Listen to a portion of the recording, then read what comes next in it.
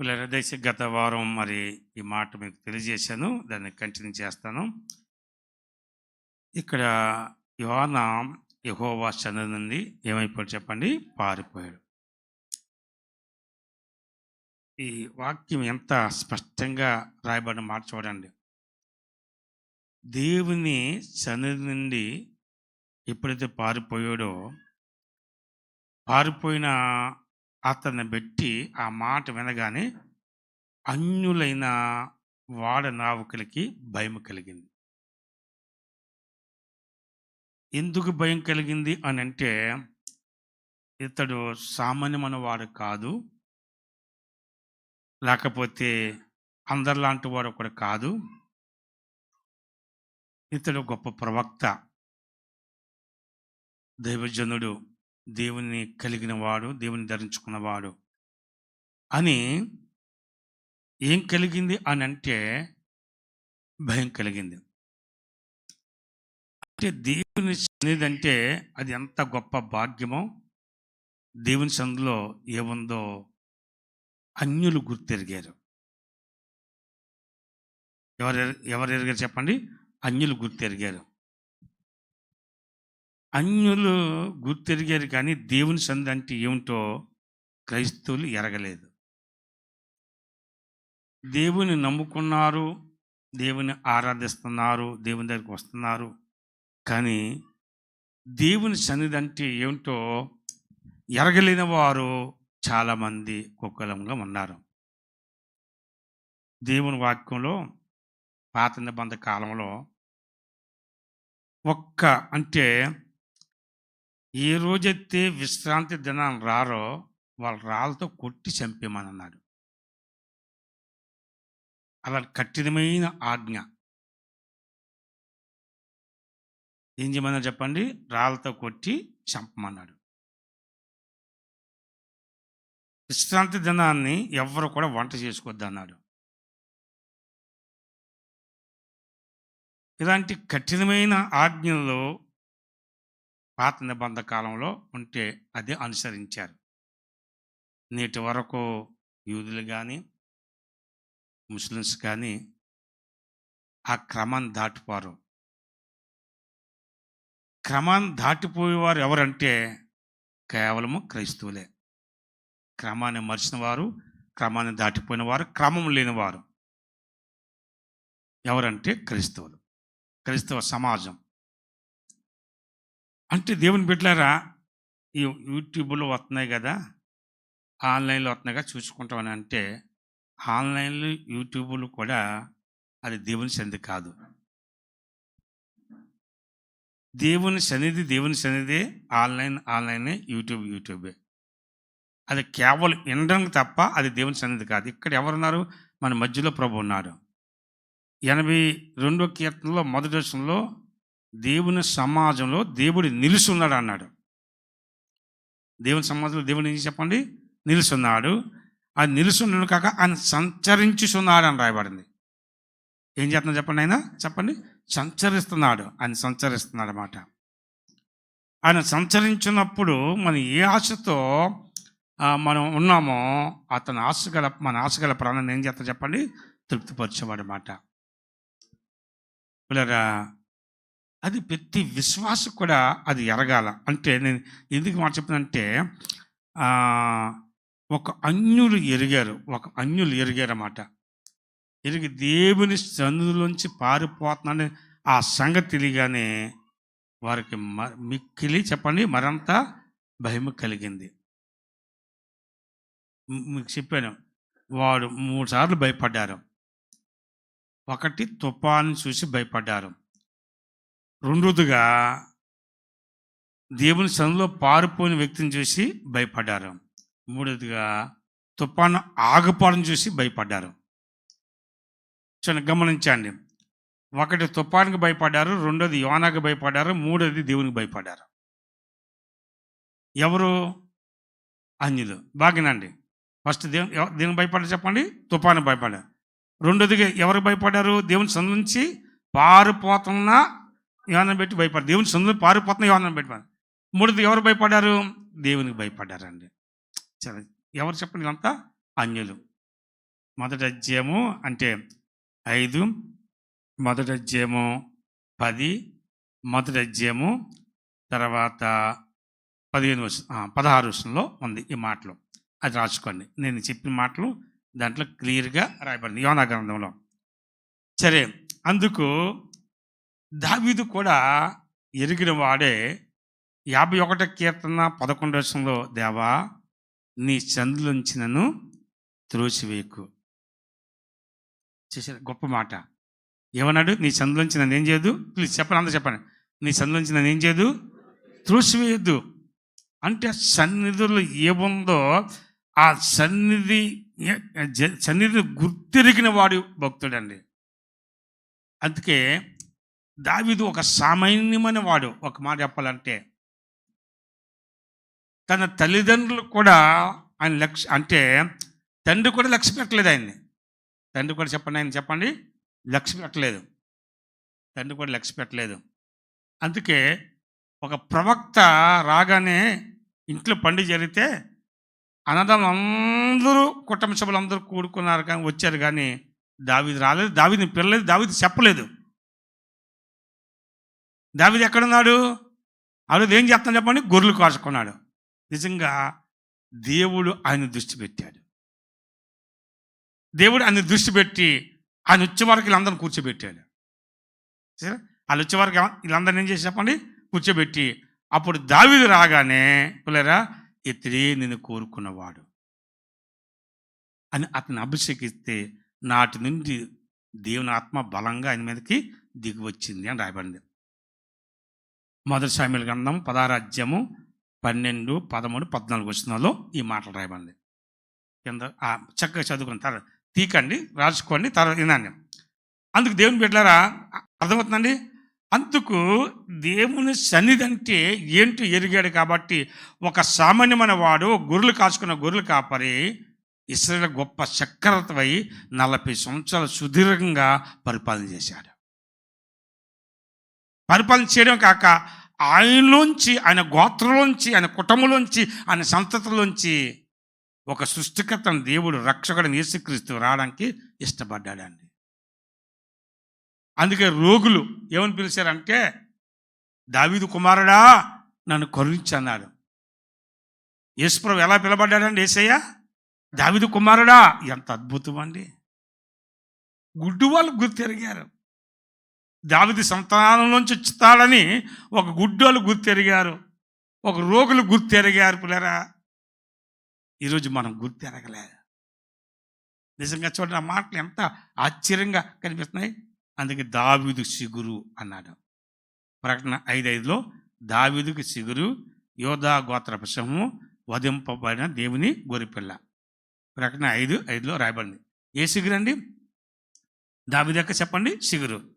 అలాగే ప్రకటన గ్రంథంలో 22వ అధ్యాయం 20 వచనంలో కూడా రాయబడింది. అని దావీదు సిగురై ఉన్నాడు, తెల్లవారు ఏకువ సొక్క అయి ఉన్నాడు. చెప్పండి ఏ సొక్క చెప్పండి అని చెప్పండి. తెల్లవారు చెప్పండి ఏ సొక్క? ఏకువ సొక్క. చూడండి ఎంత అద్భుతం చూడండి. కాబట్టి కారణం ఏంటంటే ఆయన సన్నిధిలో ఉన్నాడు, ఆయన సన్నిధి కోరుకున్నాడు, ఆయన సన్నిధి నుంచి పారిపోలేదు, ఆయన సన్నిధికి దూరం కాలేదండి. ఎవరు కాలేదు చెప్పండి? చెప్పండి ఎవరు కాలేదు చెప్పండి? దావీదు. ఇలాంటి వచనాలు చాలా ఉన్నాయి. అందుకే ఆమోసు గ్రంథము 4:12లో మీరు దేవుని సన్నిధిలో కనబడుటకే సిద్ధపడమన్నాడు. మనం ఎక్కడ కనబడాలి చెప్పండి? అండర్లైన్ చేసుకున్న మాట నాతో పాటు చెప్పండి. మీరు దేవుని సన్నిధిలో కనబడుటకే సిద్ధపడుడి. ఎక్కడ కనబడాలా? ఇక్కడ చూడండి, ఇక్కడ మాట, ఇక్కడ దేవుని సన్నిధిలో కనబడకపోతే అక్కడ ఆయన దగ్గర మనం కనబడవండి. అర్థమైందా? ఇక్కడ మన దేవుని సన్నిధిలో కనబడకపోతే చెప్పండి అక్కడ కనబడం. అది మర్చిపోండి. ఎక్కడ? పరలోకం. ఏరుగుడి మీరు మంచోళ్ళండి, మీరు భక్తులు. నిజంగా చూడండి ఎంత ఆశ్చర్యకరంగా రాయబడిందో. మీకు ఎన్నో చాలా చెప్పాను, సందర్భాలు చెప్తాను పిల్లరా. జార్జ్ వాషింగ్టన్ అమెరికా దేశానికి మొట్టమొదటి అధ్యక్షుడు. మొట్టమొదటి అధ్యక్షుడైతే ఆయన గెలిచిన తర్వాత మొట్టమొదటిగా ప్రమాణ స్వీకారం చేయడానికి ఆదివారం రోజు పెట్టారట. మీరు చదివితే ఆ చరిత్ర చదివితే మీకు అర్థమవుతుంది. పెట్టిన తర్వాత అప్పుడు అంటే ఆ కాలంలో కట్టబడికి ఎన్ని అప్పుడు మీడియా అంతా లేదు కదా, ఇప్పుడు ఎన్ని ఫోన్లు ఎన్ని ఉండి లేదు. పెట్టేసిన తర్వాత స్వాగతం పలకడానికి పెద్ద పెద్దవారు గొప్ప గొప్పవారు వెళ్ళారట. సార్ మరి స్వాగతం సుస్వాగతము, ఈరోజు మన అమెరికా దేశానికి అధ్యక్షుడిగా ప్రెసిడెంట్గా ఒక రాజుగా మీరు ప్రమాణ స్వీకారం చేయబోతున్నారు, ప్రమాణ స్వీకారం రండి అని చెప్పేసి స్వాగతం పలికారట. అప్పుడు ఆయన అన్నాడంట, ఈరోజు ఏంటి అని అన్నాడంట. ఈరోజు సండే, ఈరోజు ఆదివారం. ఆదివారం ఎవరి దినము అన్నాడట. ఆదివారం ప్రభు దినమని ప్రకటన 1:10 రాయబడింది. చెప్పండి, ప్రకటన 1:10 ఉంది. ఆదివారం ఏ దినం చెప్పండి? అది ప్రభు దినము. ప్రభుకి ఇవ్వకుండా అమెరికా దేశానికి అధ్యక్షుడిగా ఉండడానికి నేను వస్తాను అన్నాడట. నిజంగా చూడండి మాట. ఎంత తర్వాత కూడా ఇంకా ముఖ్యమైన వాళ్ళు పంపుని సరే వెళ్ళలేదంటే, ఎక్కడికి వెళ్ళాడంటే దేవుని సంధికి వెళ్ళాడంటే అండి. ఎంత ఆశ్చర్యం చేశారా, ఎంత అద్భుతం చూడండి. దేవుని సంధికి వెళ్ళిపోయాడంటే అండి. దైవ జనాంగమా బాగా గమనించండి. అందుకే అంత గొప్పవాడు చేసి వాషింగ్టన్ క్యాపిటల్ సిటీ ఆయన పేరు మీద ఉందండి. చూసారా ఎంత దీవెన చూసారా అండి. అలాగ దేవుని సంధి ఏంటో వాళ్ళు ఏం చేసి చెప్పండి, గుర్తెరిగారు. ఈరోజు మనం కూడా గుర్తెరగాల. దేవుని బిడ్డలారా, దేవుని సందులో పారిపోయిన యోన ఎంత ఉక్కిరి బిక్కిరి అయిపోయాడు. ఎంత ఆయన శ్రమ పొందడమే కాక ఆయనతో ఉన్న వారు అందరినీ ఎంత శ్రమల పాలు చేశాడు చూడండి. మన కుటుంబానికి మన బరువు కాకూడదు. మన పెట్టి మన కుటుంబానికి రక్షణ కలగాల, మన కుటుంబానికి శాంతి కలగాల, మన కుటుంబానికి నెమ్మది కలగాల, మన కుటుంబం ఆరోగ్యకరంగా ఉండాలా, మన కుటుంబంలో దేవుని కార్యం జరగాల. మన పెట్టి నీవు దేవుని సందులో పారిపోతే నిన్ను పెట్టి నీ కుటుంబం కూడా కీడు కలుగుతుంది, సంఘానికి కీడు కలుగుతుంది, సమాజానికి కీడు కలుగుతుంది. అలా కీడు కలగకుండా ఉండడానికి ప్రభా నీ సంధిని నేను పారిపోను, నీ సందు ఉంటాను చెప్పి తీర్మానం చేసుకుందా. నా మాట అర్థమవుతుందండి? ఏం చేద్దాం చెప్పండి. తీర్మానం చేసుకుంటే ఆయన కార్యాలు మనం చూడబోతున్నాం, ఆయన కార్యాలు మనం పొందబోతున్నాం. చూడండి, ఆయన సందులో ఏమున్నాయి ఒక 7 సంగతులు చెప్పి ముగిస్తాను. ఎందుకు ఆయన సందు కోరుకోవాలి ఒక మాట దయచేసి. దీనికి ముందు ఆదికాండము 17 మొదటి వచనం చదవండి. ఆదికాండము 17 మొదటి వచనం చదవండి. ఆదికాండము అబ్రాహాము చూడండి, అబ్రహాము 99 ఏండ్లు వాడినప్పుడు యెహోవా అతను ప్రత్యక్షమై చూడు ఇక్కడ ఏమన్నాడు, నేను సర్వశక్తి గల దేవుడును, నా సందులో నడుచుచు. ఒకసారి గట్టిగా స్తోత్రం చెప్పండి. చూడండి, అబ్రహాము యొక్క వయసు ఎంత? ప్లీజ్ అందరు చెప్పాలి. అబ్రహాము యొక్క వయసు చెప్పండి. 99 సంవత్సరాల వయసులో ఉన్న అబ్రహాముకి దేవుడు ప్రత్యక్షమే, అబ్రహ్మ షబాష్, నువ్వు మంచిగా నడుచుకుంటున్నావు, చక్కగా ఉన్నావు, విశ్వాస వీరుడు ఉన్నావు, నీతిమంతుడిగా భక్తుడిగా ఉన్నావు, నమ్మకం ఉన్నావు, నా స్నేహితుడిగా ఉన్నావు అని చెప్పి అభినందించలేదు. ఏమన్నాడు? నా సన్నిధి ఎలా నడవాలన్నాడు? నా సన్నిధిలో నడవాలి. ఎలాగ నడవాలా? నా సన్నిధి నడుస్తున్నాడు, ఇంకా నడుతుంటే సరిపాదు, ఇంకా నడవాలా, నా సన్నిధి నడవాలా. బా ఏంటండి మాట. దేవుని బిడ్డ గమనించండి మాట. నా సందులో నడువు అబ్రహమా, నా సందులో నిందారహితుడిగా నడుము, నిందారహితుడిగా నడుము అంటున్నాడు మాట. అదే మొదటి తెస్సలోనికీయుల పత్రిక 5:23 చదవండి అన్నమాట. మొదటి తెస్సలోనికీయుల పత్రిక 5:23 కూడా ఏముందో త్వరగా చదవండి, శీఘ్రంగా చదవండి. మొదటి తెస్సలోనికీయుల పత్రిక 5:23. దేవుడే మిమ్మల్ని సంపూర్ణంగా ఏం చేయను చెప్పండి, పరిశుద్ధపరచం కాక. చూడండి ఇక్కడ ఏమన్నా, మీ ఆత్మ జీవం అంటే ప్రాణం. చెప్పండి, మన ఆత్మ, మన ప్రాణము, ఆ, శరీరము మన ప్రభుని యేసుక్రీస్తు నందు రాకడి యందు ఎలా ఉండమన్నాడు? నిందారహితంగాను సంపూర్ణంగాను ఉండినట్లు కాపాడును గాక. ఏదేది చూడండి, మన ఆత్మ అని చెప్పండి. మన ఆత్మ, మన జీవము, మన శరీరం. ఫస్ట్ ఆత్మ, రెండోది ప్రాణం, మూడోది శరీరం. ఈ మూడు కూడా ఏకీభవించి దేవుని సన్నిధిలో ఎలాగ నడవాలా? నిందారహితంగా. అని చెప్పండి. ఈ మూడు కలిసి ఎవరితో నడాలి చెప్పండి? దేవుని సన్నిధిలో నడాలి. ఎలాగా? నిందారహితంగా. శరీరం ఏం చేస్తుంది? ఉప్పొంగితే ఉంటుంది. శరీరం ఏం చేస్తుంది? ఇచ్చరిగా తిరగమంటుంది. శరీరం ఏం చేస్తుంది? ఏమంటుంది? నిద్రపో అంటుంది. శరీరం అంటుంది ఈ వారం వద్దులే, వచ్చే వారం వెళ్దామంటుంది. శరీరం అంటే చూద్దారులే అని అంటుంది.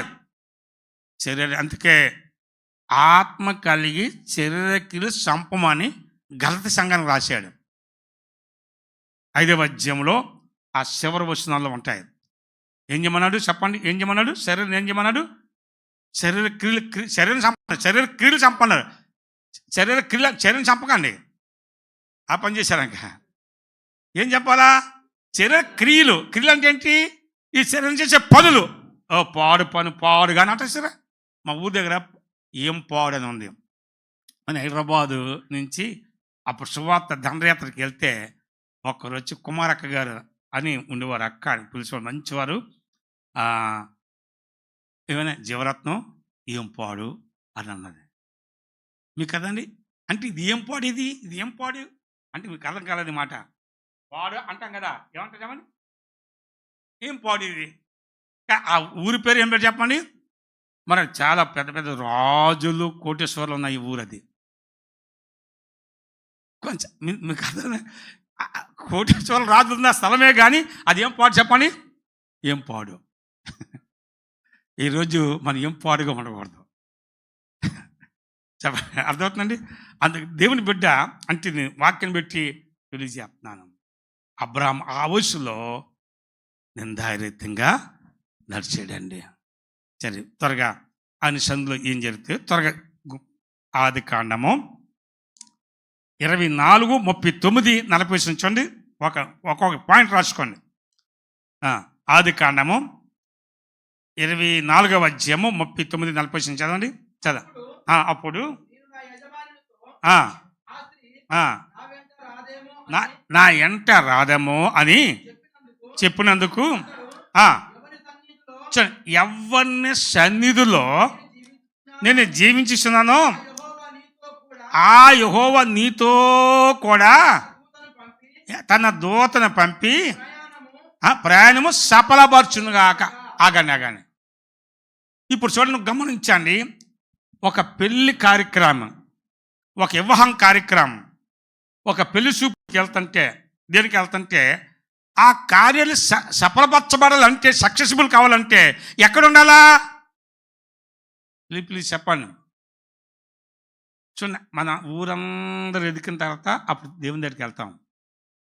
అందుకే పెళ్ళిళ్ళు పేలైపోతున్నాయి చాలా. ఫస్టే దేవుని దగ్గరికి వెళ్ళి దేవుని సన్నిధిలో మోకరించి అవసరమైతే ఉపవాసం ఉండి, ప్రభా ఇప్పుడు మేము వెళ్తున్నాం, ఇది అమ్మాయి తరపులు కానీ అబ్బాయి తరపులు కానీ వెళ్తున్నప్పుడు ఈ కార్యం చిత్తమా కాదా? నీ చిత్తం అయితే నెరవేర్చు, నీ చిత్తం కాకపోతే ఆటంకపరచని చెప్పి ఏం చేయాలి చెప్పండి? ప్రార్థించాలా. అందుకే ఇస్సాకు కొరకు అమ్మాయిని కావడానికి అమ్మాయి ఎలాగ ఉంటుందో చూడలేదు, ఏ రీతిగా ఉంటుందో చూడలేదు. కానీ అబ్రహాం ఎక్కడికి వెళ్ళాడు చెప్పండి? అబ్రహాం ఎక్కడికి వెళ్ళాడు? దేవుని సన్నిధికి వెళ్ళాడు. దేవుని సన్నిధికి వెళ్ళి ఆయనతో వెళ్ళిన వారు కూడా ఎలాంటి జోకులు వేసుకున్నవాడు, పోకరి మాటలు. చాలామంది ఇలాంటి వాళ్ళు తీసుకెళ్తారు పెళ్లి చూపులకి వెళ్ళినవాడు. మంచులను తీసుకెళ్ళరండి, నిజంగా మంచులను తీసుకెళ్ళరు. ఎప్పుడు పెళ్లి చూపులకి వెళ్ళినప్పుడు కూడా ఎవరైతే పరిశుద్ధంగా ఉంటారో అలాగే దేవుని సేవకులను తీసుకెళ్తే అది దీవెనకరంగా ఉంటుంది. కానీ వీళ్ళతో చూడండి, అబ్రహాం ఎవరిని పంపాడు? ఆయన పెద్ద దాసుని సేవకులు మమ్మితే అక్కడికి వెళ్ళిన తర్వాత ఏం చేశాడంటే బావి దగ్గరికి వెళ్ళిన ఒంటెలను మోకరింపజేసి వాళ్ళు కూడా మోకరించారండి.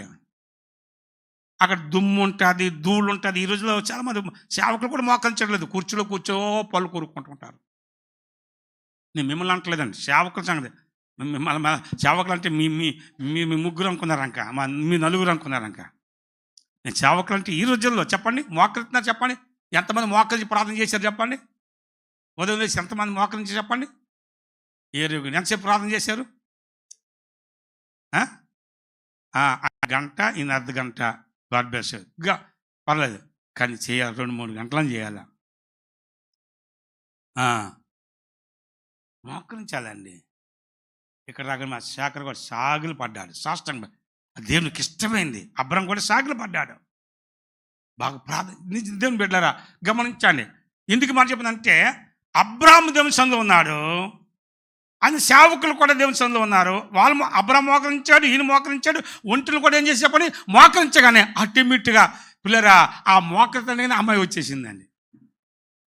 ఇంకా ఊర్లోకి వెళ్ళలేదు. ఊర్లోకి వెళ్ళారా? సెపరేట్ అండి. ఊర్లోకి వెళ్ళాడా?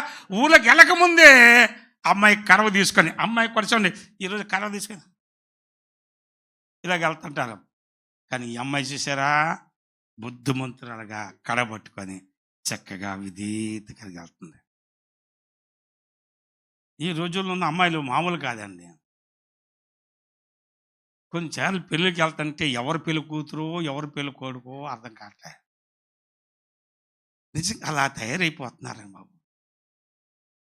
మనం ఒక దగ్గరికి వెళ్తే ఇవన్నీ చినిగిపోయి ఉన్నాయి అని పిలిచాను. ఇది ఇది కుట్టుకోవడానికి ఏం బట్టలు లేవా అని అడిగాను. అప్పట్లో చిన్న చినిగిపోతే మాస్క్ వేసుకోవారు. ఇప్పుడు ఉన్న దాన్ని చింపేస్తున్నారండి. చింపి ఆయన మళ్ళీ కాస్ట్లు అంట. అంటే సాతాను కూడా ఎలా చేతనం చేశారా పిల్లరా? బైబిల్లో మార్కు సువార్త 5:1-5 చదువుకోండి. వాడు బట్టలని చించుకొని సమాధిలో పరిగెట్టాడంట. మీకు అందరు చెప్తున్నాను, మీ బట్టలు కూడా ఇక్కడ చిన్నపోయి ఇక్కడ వేసుకోవద్దు. ఈ బ్లౌజ్ కూడా వేసుకున్నప్పుడు సగం ఉండకూడదు. దేవుని బిడ్డలుగా నేను ప్రేమగా చెప్తున్నాను, నా బిడ్డలుగా నీట్గా కనబడాలా. పాత బట్టకి కొత్త బట్ట మాస్క్ వేరని యేసుప్రభువు చెప్పాడు. అన్నాడా? మాస్క్ చెప్పండి ఏ రాదన్నాడు, ఎత్తి చినిగిపోతుంది అన్నాడు. చూసారా? గమనించండి ఆ మాట. ప్రభు చెప్తే వీళ్ళు ఏం చేస్తున్నారు? ఉన్న మాస్క్ని తీసేస్తున్నారు, చింపేస్తున్నారు. మోకాలు ఇక్కడ చాలా మన జేబులు, ఎన్ని జేబులు చెప్పండి, ఒకటి కాదు, దాంట్లో ₹1 కూడా ఉండదు.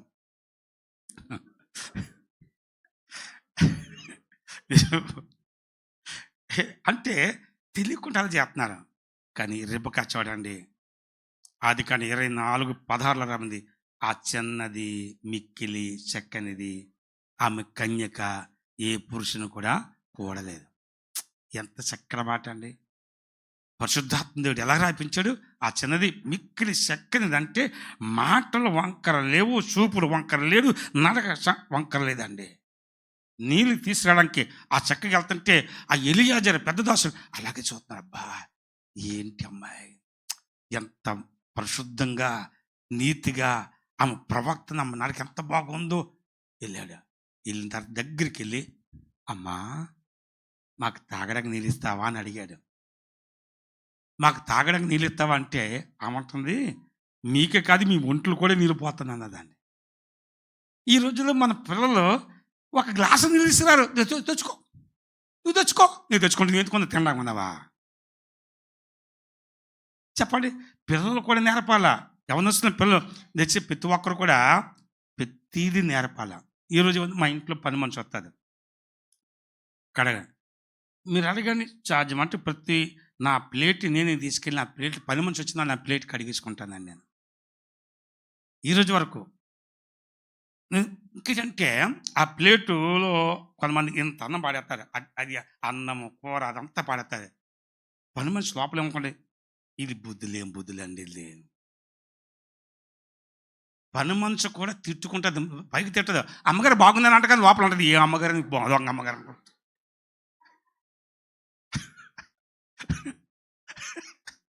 నిజం. అందుకే నీట్గా దేవుని బిడ్డలకున్న ఆ గుణగాలను తెలుసుకోవాలి. నేను ప్రేమగా చెప్తున్నాను, దేవుని బిడ్డలారా, నా ప్లేటు ఇంచుమించుగా నా ప్లేట్ నేనే తీసుకెళ్తాను. మా కోడలు వస్తే మాత్రం నేను తీసుకెళ్తాను, పట్టుకుని లాగేసుకుంటుంది. కానీ నేను నా ప్లేట్లు నేను కడుక్కుంటాను. నేను నిజం చెప్తున్నాను పిల్లలు, నా ప్లేటు నేను కిచెన్లో తీసుకెళ్ళి కడిగేసుకుని అక్కడ పెట్టుకుంటానండి. ఇంట్లో పని మనిషి వస్తుంది, వచ్చినా సరే ఆమెకు భారంగా ఉండను. నేను తప్పు అంటలే పిల్ల, నా సంగతి నేను చెప్తున్నాను, మిమ్మల్ని అలా చేయమని అంటలేదు. కానీ ప్లేటు పెట్టినప్పుడు నీటి పెట్టాలి. కానీ అన్నం కూడా ఒక మెతుకు పాడేద్దండి. ఈ రోజులో తిండి ఎక్కువైపోయి సగం అంతా పాడేస్తున్నారు. ఎంత వండుతారు, ఇంత తింటారు, పాడేస్తారు. దేవుడు లెక్కడగడా ఒక మెతుకు కూడా ఇలివైంది. దయచేసి ఏమనుకోకండి. నీకు ఎంత కావాలో అంతే పెట్టుకో, అంతే తినాలి. కానీ అధికంగా చెప్పండి పెట్టుకొని పాడేయద్దు. అన్నం మీరేం ప్రార్థన చేయ, ప్రభా ఆహారం లేని వారి కొరకు ఆహారం దేశం ప్రార్థన చేస్తారు చేయరా? ఎంతమంది చేస్తారు? మరి ఆహారం లేని వాళ్ళు ఎంతోమంది నువ్వు పాడేస్తే దేవుడు ఎక్కడగడా. అందుకని దయచేసి పాడేయకుండా జాగ్రత్తగా ఉందాం. Okay, that God bless you. చెప్పండి, గట్టిగా చెప్పలు కొడదాం ఒకసారి. కాబట్టి వెంటనే ఏమైపోయింది అంటే, అది అప్పుడు వెంటనే ఇది ఏమో అడగకుండానే పిల్లరా ఆమెకి వెంటనే ఒక రింగ్ పెట్టేసినట్టుగానే అలా పెట్టేసేసి ఈ సంగతి చెప్పగానే పరుగుని వెళ్ళిపోయింది. తన తండ్రికి, తన అన్నకి చెప్పింది. పలానా వారంట మన బంధువులంట, మన బంధువులు పంపించారు. అబ్బా ఎంత గొప్ప మాట అండి. కొంచెం ఫోన్లో ఆబ్జెంట్, ఫోన్లో వస్తే ఎలకండి కొంచెంసేపు. తెలియకుండానే వాక్యం వినకుండా చైతన్ డైవర్ట్ చేస్తుంది. అందుకే ఫోన్లు కూడా తెచ్చుకుంటే సైలెంట్ పెట్టుకోవాలి. దాన్ని చూడొద్దు, ప్రభుని చూడండి ప్లీజ్. అందరికీ చెప్తున్నాను, దయచేసి ఫోన్ ఇప్పుడు మాట్లాడకండి, ఫోన్ కూడా బయటకు వెళ్ళకండి. అది నేను చైతన్యం తీసుకెళ్ళిపోతుంది. లోకాసు వార్త 8:29 సాతాను అతను అడవులోనికి తరుముకొని పోయిందంట. నేను పోటీ పట్టుకొని తీసుకెళ్ళిపోతుంది అనమాట. అందరికి చెప్తాను, ఎవరు కూడా ఫోన్లు వచ్చి బయటకు వెళ్ళకండి, సైలెంట్ పెట్టుకోండి. Okay, right. దేవుని స్తోత్రం చెప్పండి ఒకసారి. ఓకే, దైవ జనాంగమా దయచేసి ఈ మాట గమనించండి. ఏం మాట చెప్పాను మీకు అంటే, ఇల్లు మన నానా అన్నయ్య అని చెప్పేసి ఏమంటుందంటే, మన బంధువులంట ఇదిగో చాలా పెద్ద ఇలా వచ్చారంటేనే వాళ్ళు పరుగున వచ్చి ఇంటికి స్వాగతం చేశారు. అన్ని భోజనం సిద్ధపరిచారు. చిన్న వాక్య క్రమమే నేను నడుతుంది. అన్ని భోజనం సిద్ధపరిచిన తర్వాత భోంచేయండి అన్నారు. భోజనం పెడితే అలా వచ్చిన పని సఫలపరచబడకుండా మేము భోంచేమన్నారు. అప్పుడు కూర్చోగానే అప్పుడే సక్సెస్ అయిపోయింది. తిన్నారు, మేము వెళ్ళిపోతున్నాం, అమ్మని పంపించమన్నారని. అమ్మని కనీసం 10 రోజుల్లో ఉంచమన్నారు. అమ్మ వెళ్తావా అని అంటే నేను వెళ్తాను అన్నదండి. వెళ్ళిపోయి రెబ్బక అమ్మ చచ్చిపోయినంత వరకు తిరిగి ఇంటికి రాలేదండి. పంపించారంటే చెప్పండి, రెబ్బక పుట్టిన కొడుకుని పంపించింది. ఎవరా కొడుకు? యాకోబు. రెబ్బక ఎప్పుడు మనల్ని తిరిగి ఇచ్చిందా? మన అమ్మగారింటికి వెళ్తారు, అయ్యగారింటికి వెళ్తారు, అమ్మగారింటికి వెళ్తారు, అయ్యగారింటికి వెళ్తారు. 3 రోజులు, 5 రోజులు, 11 రోజులు, ఆషాఢ మాసం, ఇయే కాక మా మధ్యలో ఇక్కడ వీళ్ళు కొంపారిపోతుంది, అక్కడ వాళ్ళ కొంపారిపోతుంది. వచ్చిన కొత్త పిల్లలు కూడా పెట్టకపోతే ఏమనుకోండి, మళ్ళీ వీళ్ళ బట్టలు, బంగారం, గొలుసులు ఇవన్నీ ఒకసారి ఇచ్చేస్తే మళ్ళీ ఇవన్నీ పెట్టుకోకూడదండి. నిజం చెప్తున్నాను. ప్రేమతో పెట్టు, నీ ఎంత పెట్టాలి పెట్టు. మాట ఆచార ప్రకారం చేయకు. అదే రోజు పెట్టం కాదు, మంచిగా పెట్టు, చెక్క పెట్టు, నీ బిడ్డకు మంచి చేయి. కానీ మాటకి ఆ ఇంటికి తిరగకూడదండి. పెళ్ళైన తర్వాత భార్య భర్తలు దూరంగా ఉండకూడదు. వాళ్ళు కలిసి వెళ్ళాలా, కలిసి రావాలా. కలిసి వెళ్ళాలా చెప్పండి. నేను మీరు తిట్టుకున్నా పర్లేదు, వాక్యానుసారం చెప్తున్నాను. నేను ఎడబాయి వద్దని పరిపోయి వాక్యం చెప్తుంది. కొంతమంది ఆంధ్రలో అయితే మరీ ఘోరం, 5 నెలలు 7 నెలలు కూడా వర్క్ చేస్తారని. ప్రెగ్నెంట్ అయితే చాలు తీసుకెళ్ళిపోతారు అంతే. మళ్ళీ డెలివరీ ఎంత 3-5 నెలల వరకు రాదు. మళ్ళీ 5 నెలలతో సారి తీసుకొస్తా, మంచం కంచం ఇవన్నీ తీసుకొస్తాం. నిజంగానండి. కానీ రెబ్బక పంపించారు. ఒక్కడే దీవించారు. అమ్మా నీ వేల వేలకి తల్లి ఒగుదుగాక అన్నదా. ఆ దీవెన సాధన కదండి.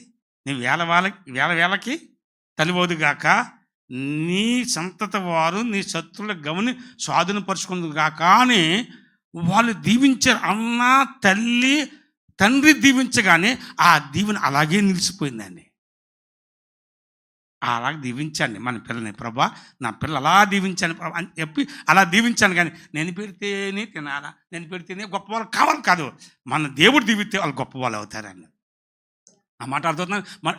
ఆ దీవెన ప్రభా నా బిడ్డలు దీవించని చెప్పి మనం ప్రార్థన చేస్తే ఆటోమేటిక్గా మన బిడ్డలు దేవుడు ఏం చేసి చెప్పండి, దీవిస్తాడని. అందుకే రెబెక్క మన తిరిగి వచ్చినట్టు ఎక్కడ దాఖలా కనిపించలేదండి. ఎంత ఆ మాదిరి కలిగిన ఒక్కతే కూతురు, మరి ఏమి కూడా తక్కువ లేదు. అంత సముద్రం ఉండి కూడా చెప్పండి వెళ్ళిందంటే తిరిగి రాలేదండి. హల్లెలూయా. కాబట్టి ఈ కార్యాలని ఎలా సఫలమని చెప్పండి, దేవుని చెప్పండి ఉన్నదారుగా. ఓకే సరే. అచంలో ఏముంది, కీర్తన గ్రంథం 16 కీర్తన 11 చూడండి. కీర్తన గ్రంథము 16 కీర్తన 11 చదవండి తొందరగా. జీవ మార్గమును నీవు నాకు తెలియజేసేదవు, నీ సన్నిధిని ఆగనే. ఆయన సన్నిధిలో ఏముంది చెప్పండి, ఇంకోసారి చెప్పాలి ప్లీజ్. ఆయన సన్నిధిలో ఏముంది, అల్టిమేట్గా సంపూర్ణమైన సంతోషం. దైవ జనాంగమా, దైవ బిడ్డలారా, ఈరోజు సంతోషాన్ని కోల్పోయిన వారు, సమాధానం కోల్పోయిన వారు ఎంతమంది ఉన్నారు చూడండి, ఎంతమంది ఉన్నారు చూడండి దేవుని బిడ్డలారా.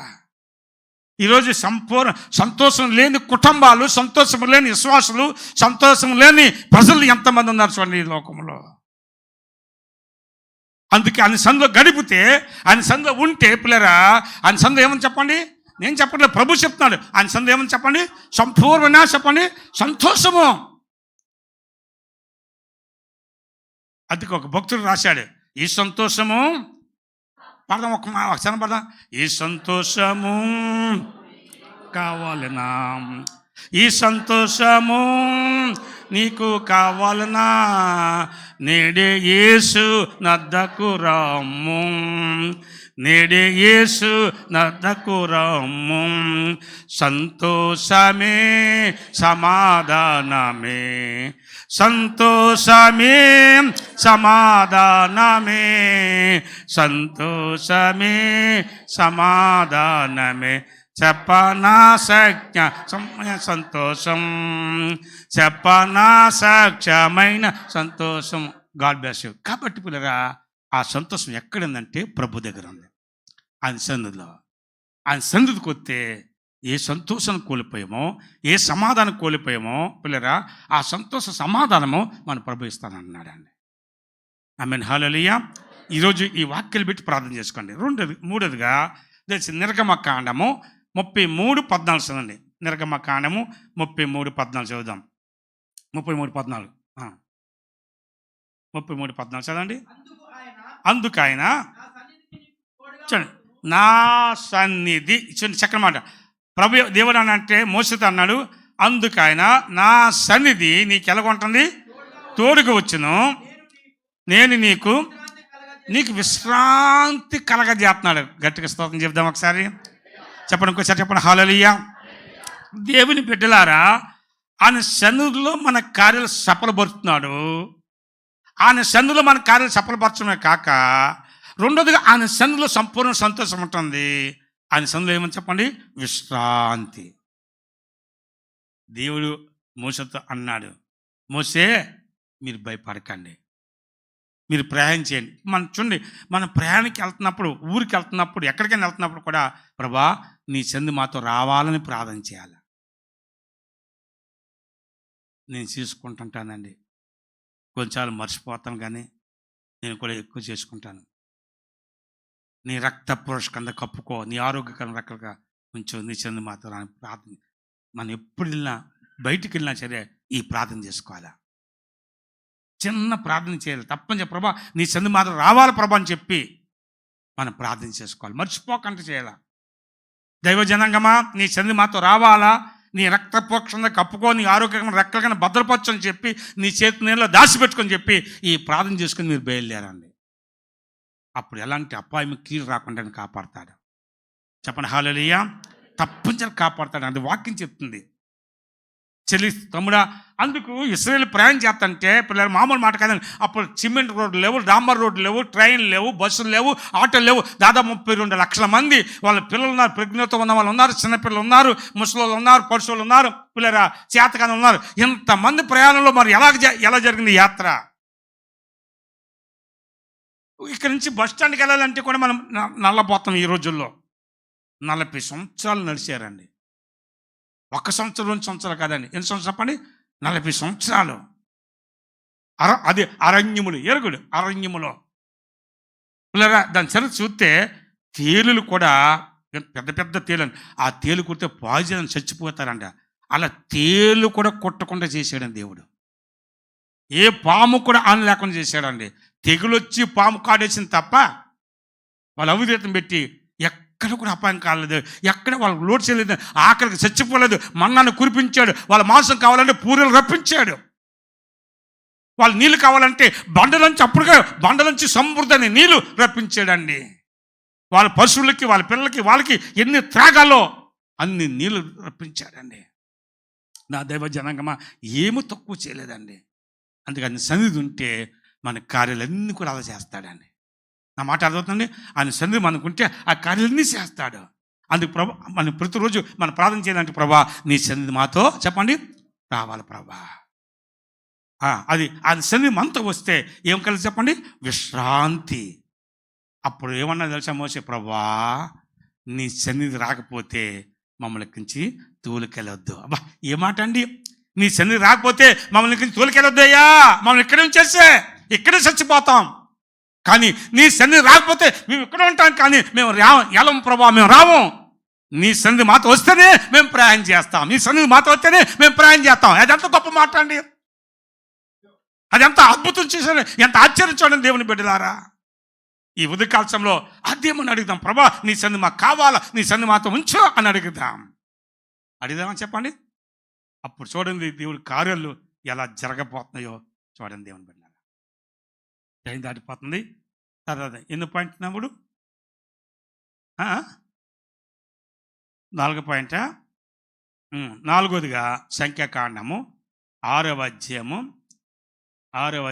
23 నుంచి 26 వరకు చదువుకోండి. 2 సామెలు 22:13 కూడా చాలా రిఫరెన్స్ ఉన్నది దీంట్లో.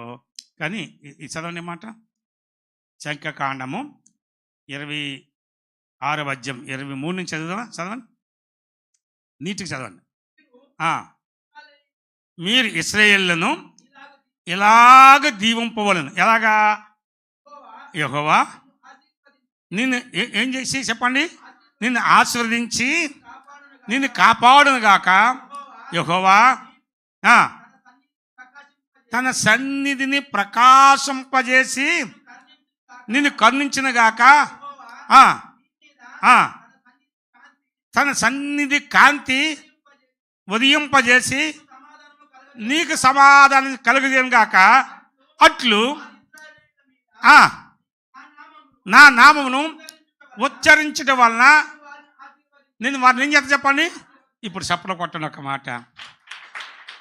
ఇది అభిషేకించబడిన దేవుని సేవకులకి చెప్పుతూ ఇలాగ దీవించాలని చెప్పాడు. ఎందుకు పిల్లరా? మేము మీకులాంటి మనుషులమే, కానీ మమ్మల్ని ఏం చేశాడు దేవుడు? అభిషేకించాడు, పిలుచుకున్నాడు, ప్రత్యేకించాడు. ఏం చేశాడు చెప్పండి? అభిషేకించాడు. రేవంత్ రెడ్డి మొన్నటి వరకు ఒక మామూలు వ్యక్తే, కానీ ఎప్పుడైతే సీఎం గెలిచి CLP లీడర్గా ఎన్నుకున్నారో, ఏ రోజైతే గవర్నర్గా చేత ప్రమాణం చేశాడో ఆ రోజు ముఖ్యమంత్రి అయ్యాడు. ఆ రోజు నుంచి తెలంగాణ రాష్ట్రం అంతరం మీద ఏముంది దానికి చెప్పండి? అధికారం. అందుకే ఐడ్రా గీడ్రా ఇవన్నీ అది ఆయన ఎందుకు కొడుకుంటారు? ఆయనకేమని చెప్పండి?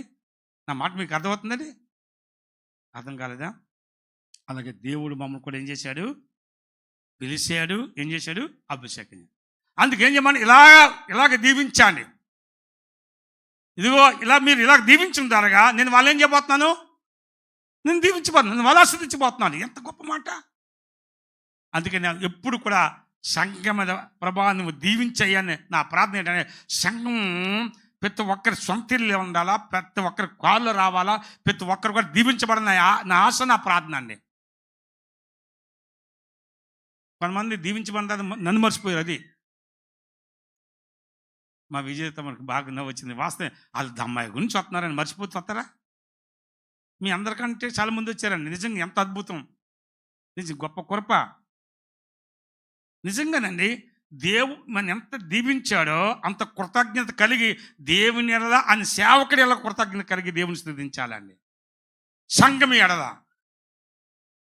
మర్చిపోక మనం దీవించగలది. ప్రభా నీ సేవకుని పెట్టి, మా కమలం గారు చెప్తారు, అయ్యా నువ్వు పునాది వేసావు, అది కట్టబడింది. మా భాగ్యం అంటది, మీ పునాది వేశారు, ఇదిగో ఇలా కట్టబడింది. నేను మనస్ఫూర్తిగా హృదయంతరంగా నుంచి ప్రార్థన చేస్తాను, స్తుతిస్తాను, మేలు కోరి. ఆ మాట మీకు అర్థమవుతుందండి? చెప్పండి హల్లెలూయా, చెప్పండి హల్లెలూయా. ఏమో అప్పటి నుంచి ఇంకా కడుతున్నారా, అమ్ముతున్నారా? చెప్పండి. దానికి ముందు కట్టడము అమ్మడం, కట్టడం అమ్మడం. ఎప్పుడైతే దేవుని సేవకులుగా, దేవుని బిడ్డలకు వెళ్ళి ఆ కార్యం చేసాము, రాబట్టని మనం అంతా వెళ్ళాము. ఎప్పుడు వెళ్ళామో చెప్పండి, ఆ రోజు నుంచి ఇంకా కడతానే అంటే కడతానే ఆయిల్ కాదు, ఇల్లు కడతానే ఉన్నారన్నమాట. దేవుని యొక్క ఆశీర్వాదం చెప్పరేటండి, దేవుని యొక్క ఆశీర్వాదం. నా దేవుని బిడ్డ సంగమా, మీకు అందరికీ ప్రాంగా చెప్తున్నాను. ఇదిగో మరొకసారి నీటి చదవండి, ఆ మాట అందరు చదువుదామా? శంఖాకాండము 6వ అధ్యాయము 23 నుంచి చదవండి దయచేసి. మీరు ఇశ్రాయేలును ఇలాగ దీవింపవలెను, యెహోవా ఏమన్నాడు? నిన్ను ఆశీర్వదించి చూడండి. ఆయన ఆశీర్వాదం ఏమైంది? కాపుదల, భద్రత. చెప్పండి, ఆయన ఆశీర్వాదం ఏమని చెప్పండి? ఆశీర్వాదం ఏమని చెప్పండి? భద్రత. చదువున్నాను. యెహోవా తన సన్నిధిని ప్రకాశింపజేస్తున్నాడు. హల్లెలూయా. ఆ చంద్ర ఏం చేస్తున్నాడు చెప్పండి? ప్రకాశింపజేస్తున్నాడు. తర్వాత నిన్ను కరుణించును గాక. యెహోవా అది తన సన్నిధి కాంతి ఉదయింపజేసి సమాధానం. ఎప్పుడైతే దేవుని బిడ్డలారా ఆయన సన్నిధి కాంతి ఎప్పుడైతే ప్రకాశించబడుతుందో మనకేం కలిసి చెప్పండి? సమాధానం. చెప్పండి హల్లెలూయా. ఏం కలిసి అందరూ చెప్పండి, ఏం కలిసి చెప్పండి? సమాధానం. ఎంత గొప్ప కృప!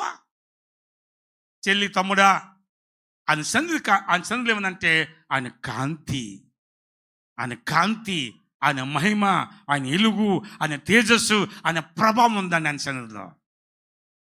చెప్పండి హల్లెలూయా. స్తోత్రం. చెప్పండి హల్లెలూయా. సంతోషం లేదా మీకు? చెప్పండి, ఎంతమంది సంతోషంగా ఉన్నారు? కాబట్టి ఇది గొప్ప కృప కదా, ఇది గొప్ప కార్యం కదండి. ఈ కార్యం దేవుడు జరిగించేవాడు, అద్భుత కార్యం చేసేవాడు దేవుని బిడ్డలారా. ఇంకా చాలా ఉన్నాయి. ఇంకా ఆయన సన్నిధిలో మొదటి దినవృత్తాంతాల గ్రంథము, తర్వాత 5వ పాయింట్గా రాసేసుకొని చెప్పేస్తాను. 16వ అధ్యాయము 20 అంటే 33 ఏమనంటే ఉత్సాహ సంతోషం ఉంటుందండి. అది సన్నిధిలో ఏమని చెప్పండి? ఉత్సాహ సంతోషం ఉంటుంది. తర్వాత అదే 16వ అధ్యాయం 27లో ఘనత ప్రభావములు ఉంటున్నాయి. ఆయన సన్నిధిలో ఉంటే దేవుడు ఏం కలగజేస్తున్నాడు చెప్పండి? ఘనత ప్రభావములు కలగజేస్తున్నాడు అండి. నన్ను గణపరచేవాడిని నేను చూశాను. అందుకు చెప్పండి, నన్ను గణపరచేవాడిని నేను గణపడతాను. మన దేవుణ్ణి ఎప్పుడైతే గణపరచమో ఆటోమేటిక్గా దేవుడు మనం గణపడతాడండి. దేవుని గణపరచకుంటే ఆయన ఏం చేయలేడు. మనం ఏం చేయాలి చెప్పండి? దేవుని ఏం చేయాలి చెప్పండి? కొంచెం నోటి చెప్పండి, అందరూ చెప్పండి గంభీరంగా ఒకేసారి చెప్పండి. నేను దేవుని గణపరుస్తాను, అప్పుడు ఆయన నన్ను గణపరచును. ఎంత మాట అండి! పౌలు గారు దేవుడే మమ్మల్ని విజయోత్సవంతో ఊరేగించున్న దేవునికి స్తోత్రం కలగంగానే. ఎలా ఊరేగించి చెప్పండి? విజయోత్సవంతో ఊరేగిస్తున్నారు. 2 కొరింథీ పత్రిక 4వ అధ్యాయములో. ఎంత గొప్ప మాట! 18 అనుకుంటాను ఆ మాట రాబని తీయొద్దు కానీ. కాబట్టి తర్వాత ఆయన సన్నిధిలో రెండో రాజుల గ్రంథము 22:19 ఏమనంటే చక్కని మాట చదువుతారా మాట? ఆ మాట చదవండి, చదువుతారు చెప్పేస్తుంది. ఆయన సందులో మన ప్రార్థన అంగీకరించబడుతుంది. చెప్పండి, సందు ఏం చెప్పండి? హలో ఇక్కడ ఉన్నారా? ఆయన సందులో ఉంటే మన ప్రార్థన ఏం చేస్తున్నాడు ఆయన? చెప్పండి, పక్క వరుస సెకండ్ తీసుకుని చెప్పండి. నా ప్రార్థన నా ప్రభువు అంగీకరించును. చెప్పండి, మాట చెప్పండి. నా ప్రార్థన నా ప్రభువు అంగీకరించును. చూసుకున్నావమ్మా, చెప్తున్నావా? నా కళ్ళు మంచిగా కావు, అందరం చూస్తాను. Okay, right. చెక్. దేవుని బిడ్డలారా గమనించండి మాట. ప్రభా నా ప్రార్థన అంగీకరించబడదు. మనం ఎన్నో ప్రార్థన చేస్తున్నాం, మన ప్రార్థన సఫలం కావట్లేదు, మన ప్రార్థన అంగీకరించబడట్లేదు. ఈరోజు ఒక తీర్మానం చేసుకుందాం. ప్రభు నా ప్రార్థన అంగీకరించబడదు. నా ప్రార్థన ఆలకించడం కాదు, నా ప్రార్థన ఏం చెప్పండి? అంగీకరిస్తే ఆ కార్యాలు ఏమవుతాయి? సఫలపరచబడతాయి. ఆ కార్యం చే ప్రభు ఆయన సందులో ఉండి విరిగి నలిగిన హృదయంతో ఆయన సందు ఉంటే అట్టిమిట్టుగా మన కార్యాలన్నీ కూడా ఏం చేయబోతుంది చెప్పండి? సఫలపరచబోతున్నారు. హల్లెలూయా చెప్పండి, హల్లెలూయా. God bless you. తర్వాత ముఖ్యమైన మాట, 2వ దినవృత్తాంతాల గ్రంథము 9వ అధ్యాయము 8వ చూడండి. 2వ దినవృత్తాంతాలు 2 Chronicles చాప్టర్ 9:8. 2 Chronicles chapter 9:8. 2వ దినవృత్తాంతాలు 9:8. చదవను. నీ దేవుడిని యెహోవా నువ్వు రాజువై ఆయన సింహాసనం మీద ఆశీర్వాదం ఉన్నట్లు నీ యందు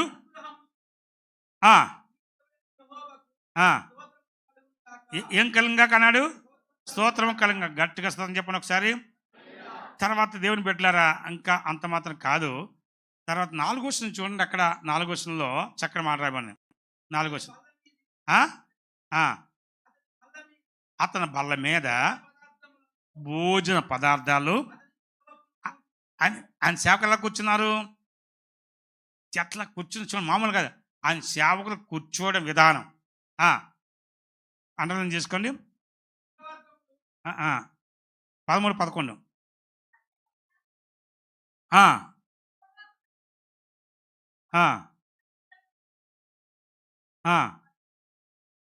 పవిత్రమైన బల్ల మీద ఏ రొట్టెలు చెప్పండి? సన్నిధి రొట్టెలు ఉంచుచు. ఏ స్తంభం చెప్పండి? బంగారు దీపస్తంభమును ప్రదీపములను ప్రతి సాయంత్రమును ఆగండి. గట్టిగా స్తోత్రం చెప్దాం ఒకసారి. హల్లెలూయా. ఏమన్నా సన్నిధి రొట్టెలు అని చెప్ప. ఏ రొట్టెలు చెప్పండి? పవిత్రమైన సన్నిధి. అదే బల్ల. రొట్టె ద్రాక్షరసం తీసుకుంటాం కదా, అది సన్నిధిలో ఉన్నప్పుడు అది పవిత్రమైనది. మనం కూడా ఎలా తీసుకోవాలా? పవిత్రంగా. నేను మాట చెప్పేది అంటే శుద్ధీకరణ కూడికి అందరు రావాలని చెప్తాను. శుద్ధీకరణ కూడికి వచ్చి ఎవరి పడితే అలా తీసుకోకూడదు. వాడిక ప్రకారంగా అలవాటు ప్రకారంగా తీసుకోకూడదు. శుద్ధీకరణ పొందాలా. సేవకులని మేము శుద్ధీకరణ పొందాలా. అక్కడ బూతులు మాట్లాడేసేసి, అక్కడ సినిమాలు చూసేసి, లేకపోతే అక్కడ ఏదో చేసేసి ఇక్కడ వచ్చి మేము ఇవ్వకూడదు. మీరు కూడా అలాగొచ్చేసి తీసుకోకూడదు. అది పవిత్రమైన సన్నిధి రొట్టెలు. అక్కడేముంది? బంగారు దీపస్తంభం. దీపస్తంభం అంటే సంఘం. ఇది ఏ దీపస్తంభము? బంగారం. అంటే దైవ మహిమతో నిండుకున్న సంఘం. ఎవరు తీసుకోవాలి? ఇది ఎవరు తీసుకోవాలా? ఆయన మహిమతో నింపబడాలా, ఆయన ఆత్మతో నింపబడాలా, ఆయన పవిత్రతో నిండుకోవాలా. అప్పుడే ఆ బలలో మనం చెప్పండి చేయడానికి యోగ్యులము. అది ప్రభు చెప్తున్నాడు. నా దేవుని బిడ్డ ఒక పూట చెల్లిపోవడం కాదు, ప్రభు దగ్గరలో ఏడవాలండి. అసలు నిజంగా అప్పట్లో బల తీసుకున్నప్పుడు ఎలా ఏడ్చేవారు, ఎలా శుద్ధీకరణ పొందేవారు. దుఃఖం, బాధ, వేదన అనిపిస్తుంది సంఘం పెట్టి. నా దేవుని బిడ్డలారా, వాడికి ప్రకారం కాదండి, అలవాటు ప్రకారం కాదండి. ప్రభు దగ్గరకు వచ్చి మోకరించాలి, సాగిలి పడిపోవాలి. అప్పుడు నీకు జీవం కలగజేస్తున్నాడు, అప్పుడు నీకు జీవం కలుగుతుంది, అప్పుడు నువ్వు ఫలభరితంగా ఉంటావు, అప్పుడు నేను ఫలించే వారుగా దేవుడు మనం చేస్తాడండి. అని సన్నిధి రొట్టెలో ఎంత చక్కటి మాట. దావీదు దాన్ని తీసుకోవడానికి వెళ్ళినప్పుడు అప్పటికి స్త్రీలకి 3 రోజులు ఎడంగా ఉన్నారు. అంటే మీరేమని కొంచెం చెప్పిన భార్య భర్తలకి అంటే కలిక లేకుండా అంత పరిశుద్ధంగా తీసుకున్నారు బల్ల. కొత్త నిబంధన రాబడికి అది విడిది గది. ఆ విడిది గదిలో చిత్తపరచమన్నాడు. ఆ గది మన హృదయము, మనం సిద్ధపరచుకోవాలా. ప్రభు బల్ల తీసుకున్నప్పుడు అలవాటు ప్రకారంగా, వాడిక ప్రకారం కాదు, ఆ శుద్ధీకరణ పొంది ఆ బల్లో పాల్పం పొందాలా. అప్పుడు నీకు జీవం కలగజేస్తుంది, అప్పుడు శక్తివంతులుగా, ఆరోగ్యవంతులుగా, బలవంతులుగా ఉంటాం. అప్పుడు ఫలభరితంగా ఉండడం కాక అది వచ్చినప్పుడు ఆయన స్వరం వింటామండి. ఆయన స్వరం వింటాం. నా శరీరము తిని నా రక్తము త్రాగిన వాడే నిత్య జీవం గలవాడు, అంచు దినాల్లో నువ్వు వాడిని ఏం చేస్తాను లేపుతని చెప్పి యోహాను సువార్త 6వ అధ్యాయం వినివస్తుంది 47 నుంచి 53 వరకు చదువుకునే మాటలు రాయబండి. నా శరీరం తినాలా, నా రక్తం తినగల వాడు నిత్య జీవం గలవాడు, అంచు దినంలో. ఒక మాట చెప్పాలంటే, అంటే ఉక్కు అయస్కాంతము ఇనుముని ఎలాగ ఆకర్షించుకుంటుంది చెప్పండి. అయస్కాంతం అక్కడ ఉందనుకో, ఇక్కడ ఇది ఉందనుకో, టక్కున రా రా రా అందో, అది వచ్చిందంటే టక్కున వెళ్ళి దాన్ని పట్టుకుంటుంది అంతే. అలాగే అర్థందండి. అలాగే పరిశుద్ధంగా మన పాల్పం పొందితే అట్టెమిట్టుగా ఆ నీళ్ళు అత్తుకుంటాం అంతే. నేను చెప్తాను, ఒక విశ్వాసగా నువ్వు సిద్ధపడి ఉంటే, నువ్వు డ్యూటీకి వెళ్ళినా, ప్రయాణం చేసినా, ఇంట్లో ఉన్నా, వంట చేసినా, చివరిగా బాత్రూంలో ఉన్నా సరే, ఆ క్షణంలో నువ్వు మహిమ శరీరంగా మార్చబడి ఆ దగ్గరికి ఆకర్షించబడతావండి.